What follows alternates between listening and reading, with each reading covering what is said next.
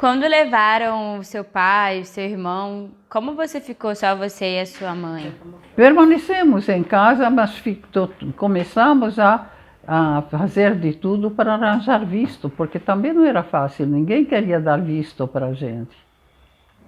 Ninguém queria receber refugiados judeus. Eu olhei assim, que a humanidade é esquisita. Agora tem essa guerra do Sudão, tem a guerra da Rússia contra a Ucrânia. Tanto os russos quanto os ucranianos eram todos antissemitas, igual aos alemães, etc.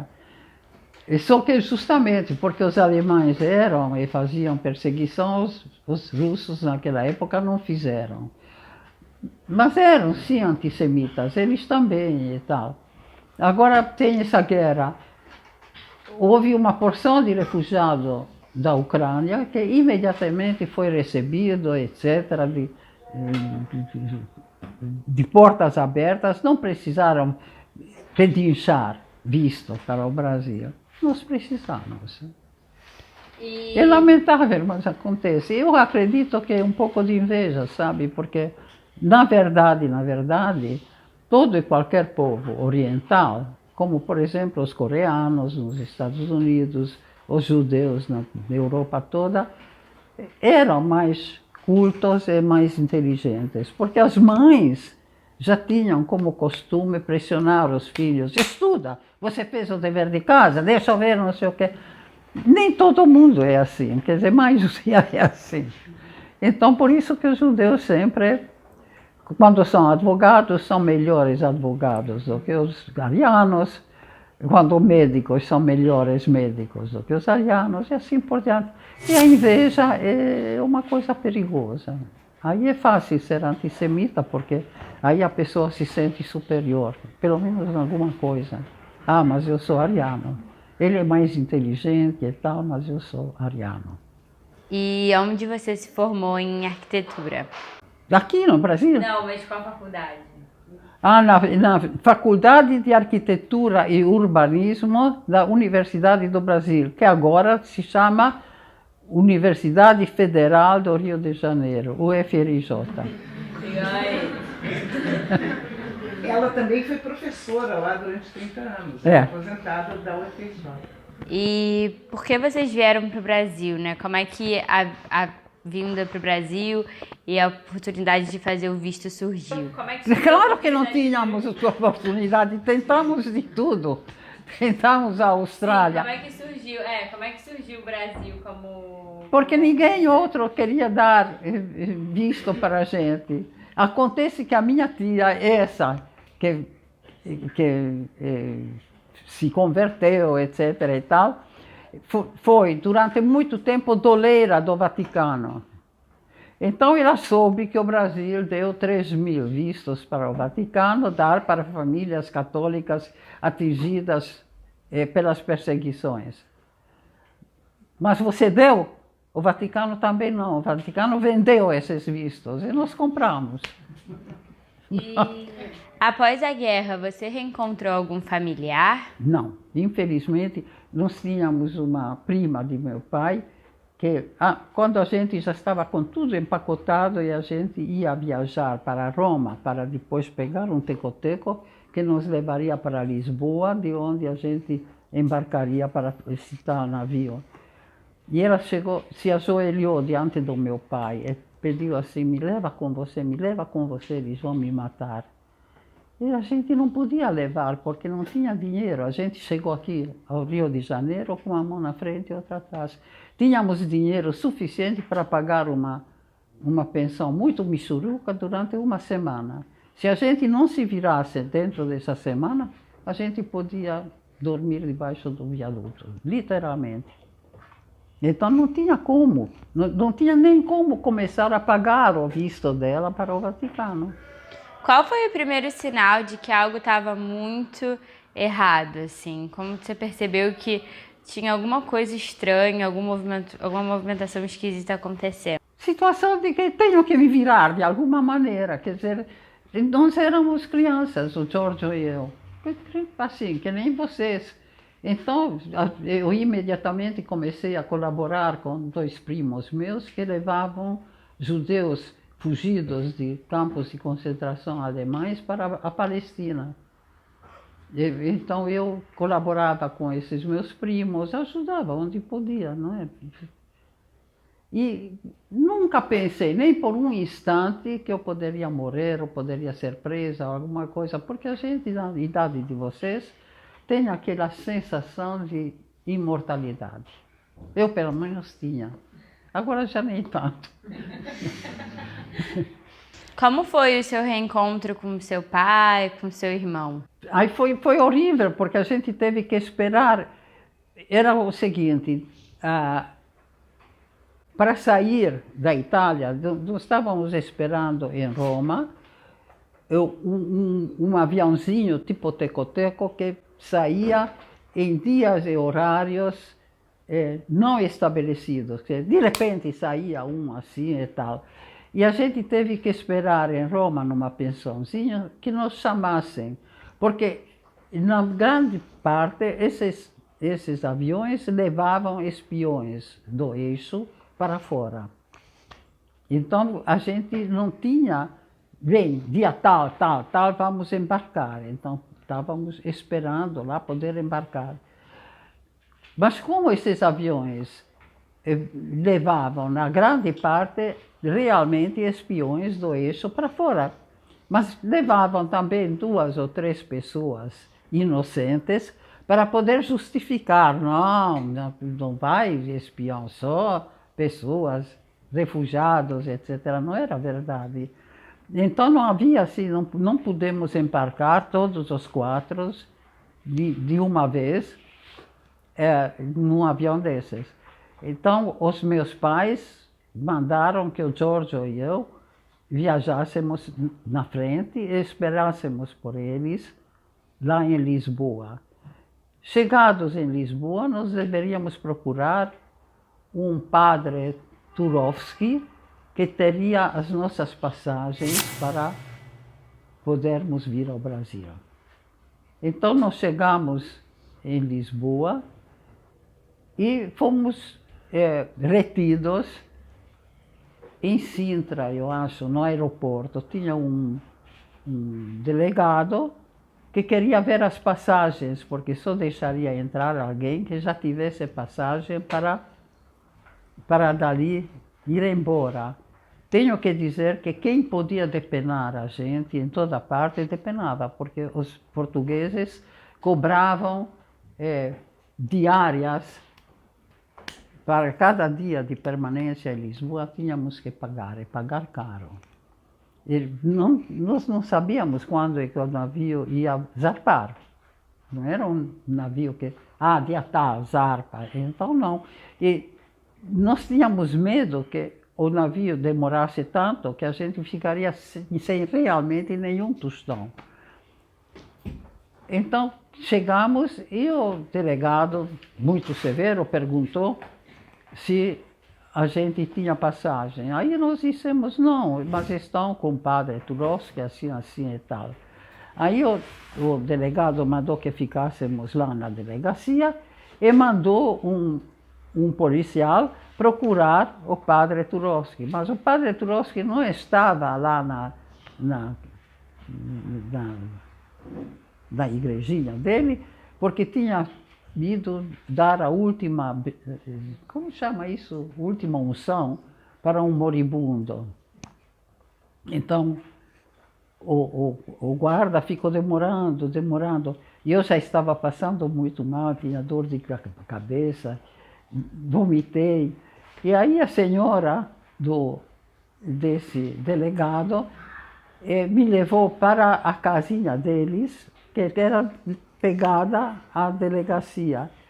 Ele me mandou eu deitar, ele pegava lenços com água gelada, botava na minha testa.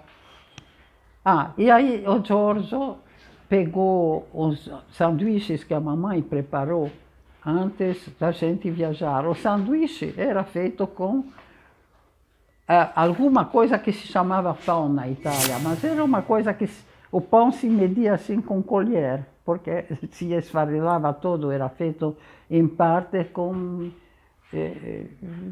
serragem, sei lá, era escuro, feio.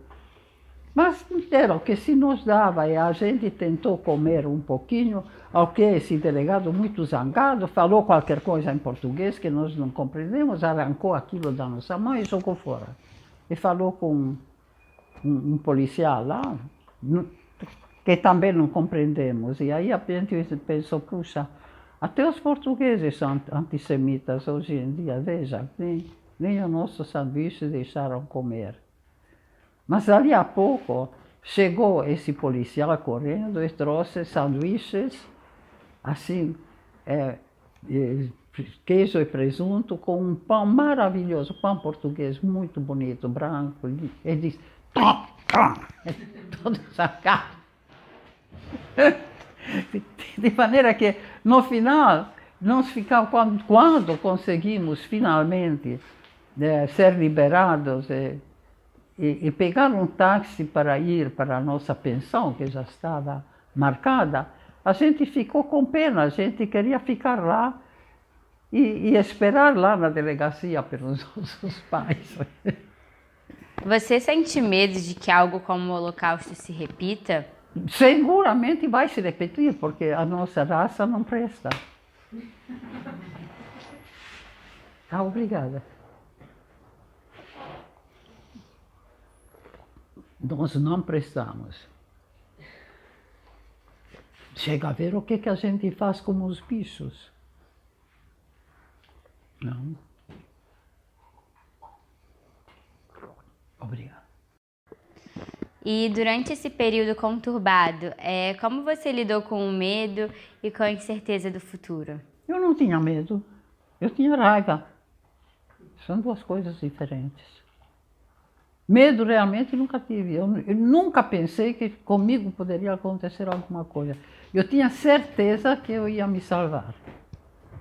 Você já foi perseguida ou sofreu alguma situação de antissemitismo aqui no Brasil? Não. Acho que não. Tem algumas coisas que ela falou que eu acho que é importante entender por que ela sobreviveu. Primeiro isso, que ela não tinha medo, ela tinha raiva. Eu acho que isso é uma das explicações, sabe? A outra é que ela vive no presente. E a gente sempre fala isso, que não deve viver no futuro, não deve viver no passado. Mas a gente não consegue, eu não consigo, certamente, eu vivo muito no passado. Eu me culpo das coisas que eu fiz errado, que eu poderia ter feito de outra maneira. E a mamãe é uma pessoa que realmente vive no futuro. E quando ela sai do lugar... No futuro? No presente. Quando você sai do lugar, você fecha a porta e acabou. Então, assim, ela não sente saudade da Europa, ela não sente falta da terra dela. Ela não lamenta a comida que ela deixou de comer, que era da terra dela. Ela, quando se mudou para o Brasil, ela virou brasileira. E ela não tem nostalgia da Europa, ela detesta a Europa, ela não quer saber, ela não vive lá, ela não se lamenta, ela não chora e ela parte para a próxima. E eu acho que essa capacidade de viver no presente realmente é que é uma das explicações para a pessoa equilibrada que ela é. E essa longevidade. Né? E a longevidade, porque ela realmente vive no presente. Eu nunca vi um negócio desse. Eu acho que tem muitas famílias com o perfil da Nona que não se identificavam fortemente como famílias de origem judia. Assim. Tinham origem, mas não tinham, às vezes não praticavam religião, e tem essa confusão que acontece, especialmente no Brasil, acontece muito, né, entre religião e a pessoa que é semita, né, a pessoa que é culturalmente, historicamente, em termos de raça, se identifica como um judeu ou uma judia. E eu acho que no caso da família da Nona tinha muito isso, eles eram etnicamente judeus e não se identificavam necessariamente, em termos de religião era muito diversa a família. Mas isso não impediu que muitos dos familiares fossem mortos, inclusive familiares que se entendiam realmente como católicos. Não somente esses que se converteram por raiva, mas outros. Mas eu acho que alguma coisa de ser judeu permanece e é passado mesmo com essa postura dela. Então, as gerações depois, assim, a Nora tá com 4 bisnetos em escolas judaicas, né? E o Theo, que não tá na escola judaica, mas participa da Razit, e eu que tenho tentado resgatar parte das origens e tradições, porque eu acho que essa ideia de que todo mundo perseguia, todo mundo queria ver penado, todo mundo tinha algo de ruim, era uma raça que causava vergonha, ficou na gente como... Mas se a pessoa é judia, não. Se a pessoa é judia, tem uma simpatia e uma identificação de que você não. Você entende alguma coisa da minha origem, você entende alguma coisa da minha história. Mesmo que a gente não seja próximo, mesmo que muitos de vocês eu nunca conversei e tal, a gente se sente acolhido, a gente sente que tem um espaço de pertencimento, que eu acho que é um pouco o que a Razit tenta fazer. Né? É aquela coisa de que quando o Theo entrou aqui a primeira vez, ele não conhecia ninguém, ele é muito tímido, ele, enfim, tem uma personalidade meio... não gosta de se sujar, e a Razit é um lugar muito sujo, mas muito bagunçado, mas ele sabia que ele tinha alguma coisa de estar entre os seus, de estar num lugar que é acolhedor e que as pessoas se entendem em alguma medida como irmãos, né? Assim, o catolicismo gosta dessa palavra de irmão, irmã, mas eu acho que a gente, no judaísmo, faz muito mais isso do que os católicos, né? Acho que a gente se entende muito mais como irmãos e irmãs do que eles. Mas também, claro, que pode ser só porque eu tô vendendo meu peixe, né? E se pra você a Shoah é algo que com certeza vai se repetir, qual o sentido e a importância da gente lutar tanto contra? Bem, a importância é por causa da sobrevivência. Se você não luta contra alguém que está já com a faca assim preparada para te cortar o pescoço, você vai lutar. Quer dizer, o que você vai fazer? Quando você chegou aqui, você procurou ter contato com uma comunidade judaica socialmente? Não.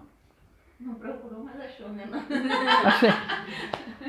Não procurou. Sim, eu estava trabalhando com a Clara Steinberg, que era judia, não é?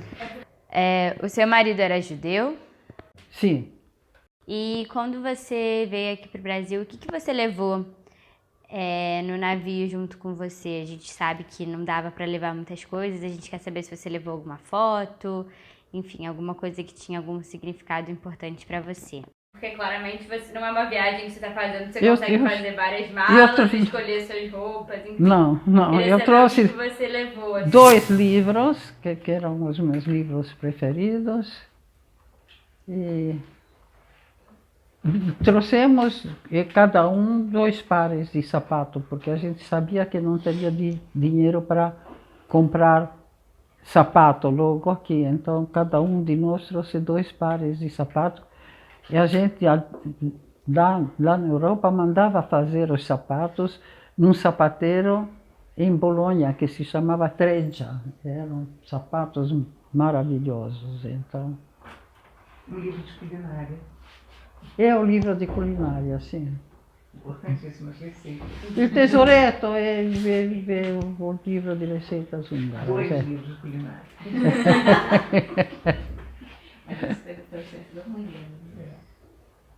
Como você vê a importância do perdão, da reconciliação nos contextos de guerra e violência? Você acha que existe a possibilidade de encontrar um espaço para perdoar quem promoveu a perseguição? Não, eu não perdoo. Eu nem posso, não tenho esse direito.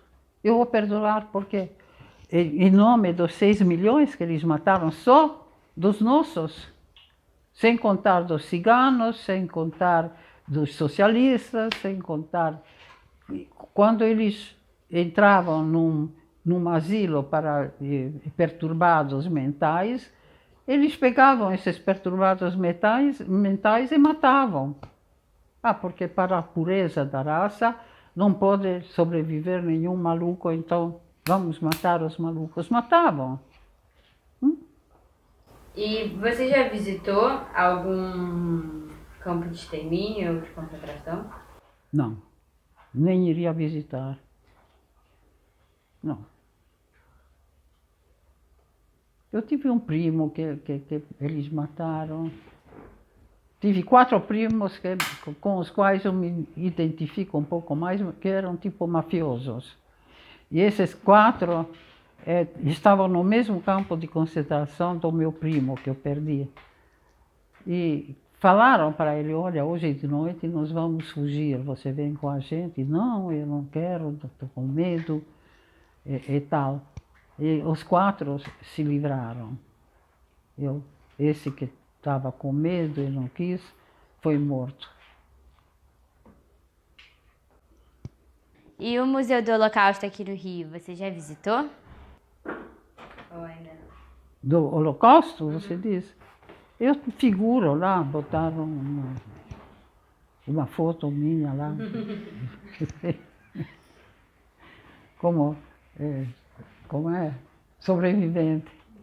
E você tem alguma opinião sobre a justificativa de que os soldados apenas seguiam ordens? Não. Olha, todo mundo sabia o que acontecia. Esse Papa Francisco, por exemplo, ele sabia que os ditadores lá prendiam os socialistas, os comunistas, levavam no avião a 10 mil metros de altura e jogavam dentro do oceano. Ele sabia disso, mas fazia de conta que não sabe. E agora ele diz, eu sou pecador, Não gosto dele. E você sabe ainda falar italiano? Sei, mas não quero. Sabe muito bem. E húngaro muito bem também. Bom, eu tive 4 anos do segundo primário ao primeiro ginásio fiz em Budapeste. Porque meu pai foi mandado em missão lá. Meu pai era auditor do Instituto Nazionale delle Assicurazioni, quer dizer, visitava as várias filiadas do Instituto. Você chegou a ver pessoas com a estrela amarela andando na rua? Não, ainda não tinha chegado em filme isso. O quão importante você acha que é relembrar a Shoah e contar para os jovens de hoje em dia sobre, reeducar sobre? Quão importante? É muito importante. Se você, mesmo assim, ainda tem muita gente que, se pudesse, repetiria tudo de novo. Tem muito clube e fã do Hitler e tal. Quer dizer, é preciso relembrar e é preciso documentar, mostrar as fotos que tiraram ao Eisenhower quando entraram esse primeiro campo de concentração. Não, o primeiro. Bom, num desses campos de extermínio, ele mandou que filmassem tudo, que fotografassem tudo, porque no futuro haverá pessoas que vão negar que isso jamais existiu. E não tem? Tem. Tem algum conselho que você gostaria de nos dar? Qual é a sua mensagem para a próxima geração? Eu não ouso dar mensagens para a próxima geração, porque não sou adivinha, primeiro. E segundo, porque cada pessoa tem que reagir de acordo com a sua personalidade, não com a minha. Quer dizer, se a pessoa é desse tipo rabugento que nem eu, então tem que combater, etc. Agora, o Milor dizia que na hora do perigo a gente tem que conservar a presença de espírito, se bem que obter a ausência do corpo seria mais prático, é mais aconselhável. Então eu acho que, de acordo com a natureza de cada um, que conserve a presença de espírito ou que obtenha a ausência do corpo. Você no Brasil acompanhava algo do que estava acontecendo na guerra? Sim, eu comprava a Domenica del Corriere, porque lia muito os artigos políticos do Indro Montanelli. E como você se sentiu quando você soube que foi criado o Estado de Israel como um Estado judaico? Eu ainda não estive em Israel, mas, por exemplo, o meu pai, que tinha muita experiência de vida sabia das coisas, lamentou muito que os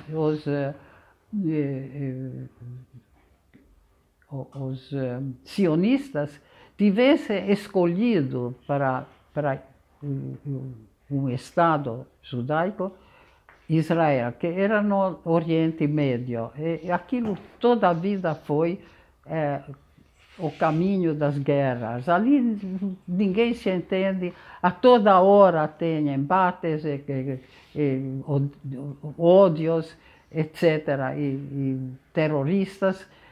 Teria sido melhor se tivessem recebido qualquer pedacinho de terra na Amazônia. Teria sido melhor, ou em qualquer ilha do Pacífico. Mas quiseram ir para a Palestina. Não, meu pai não achava um bom negócio. E eu ia muito nos palpites dele, porque ele era experiente. Você e a sua família falaram sobre o que aconteceu depois de chegarem no Brasil, ou vocês não gostavam de tocar nesse assunto? Mas a gente não gosta muito dessas coisas, a gente não gostava de pensar nessa minha tia, a tante Rosa Haim, essa que se ajoelhou e pediu ao meu pai que a gente a trouxesse, e de fato ela foi morta. E a gente sabia que ela ia morrer, e não pôde trazê-la, né? O meu primo Loli, que foi morto no campo de concentração, esse que não quis fugir com os outros,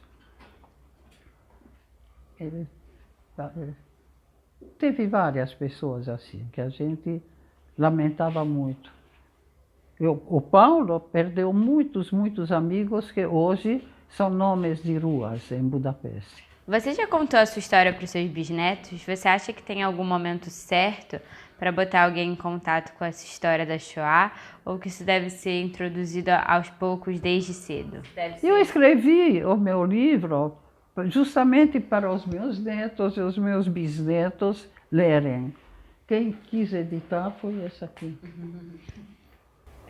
O Theo sabe, bom, o Theo é bem consciente na medida que dá para uma criança de 9 anos ser consciente. Mas, bom, eu tenho bisnetos que têm 2 anos, 1 ano e meio.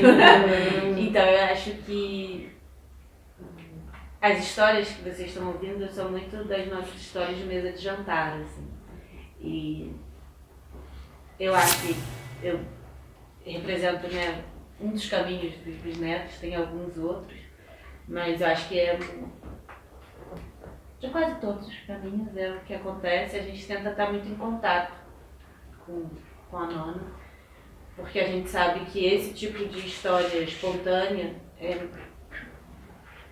é muito mais, fica muito mais na pele do que ver um filme, do que ler um dado. Até esses dados, assim, 6 milhões de pessoas que você não viu, que você não sabe, que você não conhece, que você não sabe que era o primo da tua avó, são 6 milhões, é um número ali, né, que a gente, sei lá, na aula de matemática lida com um monte, mas aí a gente conhece algumas dessas histórias que de vez em quando aparecem, né? E eu acho que é assim que eu gostaria que o Theo tivesse contato com isso. E eu torço para que a gente tenha tempo suficiente da nona com a gente ainda, para que a Cissa também possa ouvir essas histórias dela. Ninguém consegue, com a riqueza de detalhes que ela consegue lembrar, passar isso. Mas a gente tenta apresentar sempre que possível. Eu acho que para não sei quantos de vocês têm avós e bisavós que podem ter esses tipos de relatos, mas eu acho que esse tipo de relato pessoal é muito precioso, sabe? E talvez um dia a gente não tenha a nona para contar pra gente, mas aí vai ser assim, aquela missão passada, né? É o bastão que é passado. Então a mamãe vai se lembrar do que ela ouvia da nona e contar pro Theo, e contar pra mim, e contar pra Cissa, e se eles resolverem ter filhos, assim por diante, né? Então, preservar esse contato com as gerações mais velhas, que às vezes é muito difícil. Eu na adolescência fiz menos isso do que deveria. Eu na adolescência gastei muito mais tempo com os amigos e muito menos tempo com os meus avós. E Estou tentando corrigir essa falha. Estando com ela sempre que eu posso. O que você tem achado da ressurreição da extrema-direita no mundo atual? Você consegue pensar em alguma explicação? Não é ressurreição. A extrema-direita sempre estava ali e continua ali, no mundo inteiro. Vocês acham que por algum instante a extrema-direita deixou de existir na Alemanha, por exemplo? Havia esses bares, 88. Sabe o que é 88? Ele sabe. É uma das partes da simbologia nazista. 8 é a oitava letra do alfabeto, é H. H. Heil Hitler. Logo, depois que já perderam a guerra e tudo, havia os bares. 88. Não é ressurreição. É existência. É isso que as pessoas acham que... Olha, eu tinha uma médica que tratava do Paulo, quando o Paulo já estava muito doente, meu marido. E era muito minha amiga, era cardiologista. E um dia ela me apareceu com um grupo de amigos lá no sítio. E um dos amigos dela era professor de filosofia. E conversa vai, conversa vem, esse professor ousa me dizer que o Holocausto nunca aconteceu. Eu digo, como nunca aconteceu? Ah, não, isso é invenção dos judeus e dos americanos, etc. E eu peguei esse grupinho todo. Eu, na mesma hora, poderia ter posto ele para fora de casa. Não quis fazer por duas razões. Primeiro, porque não quis ser indelicada com essa minha amiga e médica que cuidou do meu marido com muita dedicação. E segundo, que eu queria tirar essa ideia, se eu ponho ele logo para fora, o negócio fica no ar.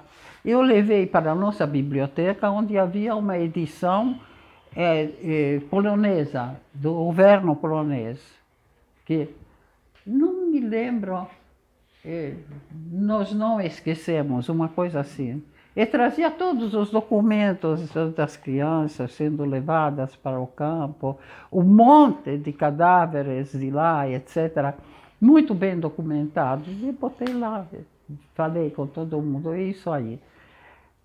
Quando saíram, eu peguei a Regina, essa minha amiga, disse, nunca mais me traga esse indivíduo para cá. Eu não quis fazer essa indelicadeza com você, mas esse cara não presta. E ela, de fato, depois nunca mais trouxe, etc. Mas me aconteceu que me trouxeram, da minha casa, me trouxeram um cara que tinha a ousadia de dizer que o Holocausto nunca existiu, que foi uma invenção. Como foi a sensação de saber que a guerra havia acabado? O que você sentiu ao saber da morte do ditador italiano e do alemão? Oi? O que eu senti? Ao saber da morte do Hitler e do Mussolini. E quando a guerra acabou? Eu fiquei muito feliz, mas achei que a morte do Mussolini e do Hitler foi queima de arquivos. Porque o Hitler sozinho não estava sozinho, tinha o Krupp atrás dele, várias fábricas de armas alemães, etc.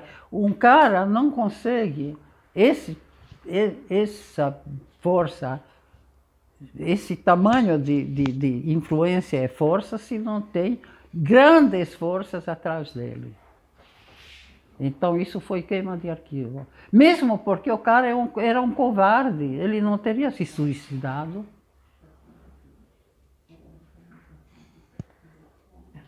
O meu está mencionando a história que sempre conta do italiano que vai ver o obituário. Ah! Na Gazeta tinha a anedota italiana. Um indivíduo vai na banca de jornal e pede a vedetta d'Italia. abre a primeira página, fecha, joga fora o jornal. O segundo dia também, Vedeta d'Italia, abre, fecha, joga fora. É a terceira vez que ele faz isso, o jornaleiro diz, mas escuta, o que o senhor procura no jornal que o senhor só abre e joga fora? Ah, eu estou procurando um obituário. Oh, meu amigo, mas o obituário é na última página. Aquele que eu procuro estará na primeira. Isso trata o fascismo. Bom, acho que é isso das perguntas. A gente queria muito agradecer você por ter vindo aqui. Acho que pra gente, como jovens que educam sobre, principalmente justiça social, judaísmo também, é muito importante escutar também como foi a vivência de outros jovens, enquanto não era tão fácil fazer o que a gente faz aqui hoje em dia, que enfim, é compartilhar vivências, compartilhar conhecimento e educar.